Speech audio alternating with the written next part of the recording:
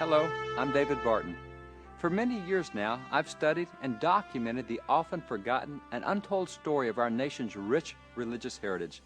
Today, I hold in my hands a piece of this rich heritage.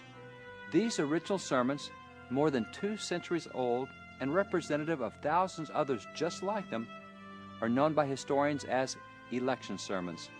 For well over 300 years, election sermons were commonly communicated from the pulpits of American churches.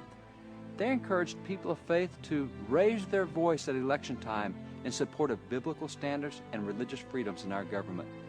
Today, the federal government says that churches may not endorse a political candidate, but the good news is this.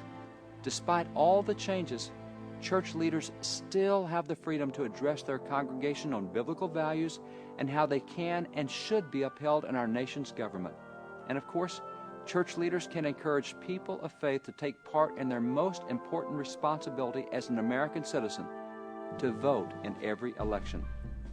As these election sermons clearly remind us, in the Scriptures, God ordained the institution of civil government.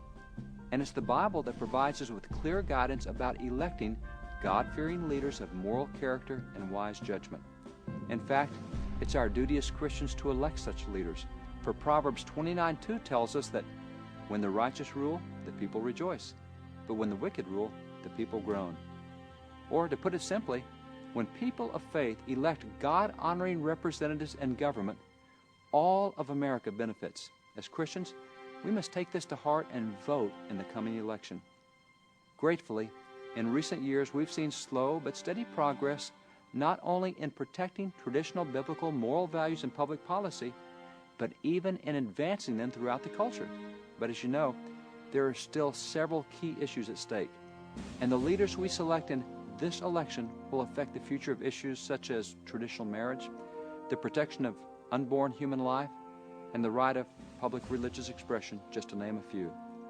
For the coming elections, we want to equip you with the information you need to vote with confidence. Online voting guides clearly outline each candidate's position on issues important to people of faith. You can find this information by visiting the web address at the bottom of your screen.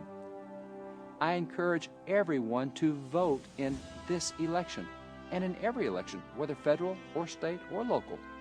Voting, that is being salt and light in the civil arena, is not only your right as an American citizen, but it's your duty as a citizen in God's kingdom. Thank you, and God bless you.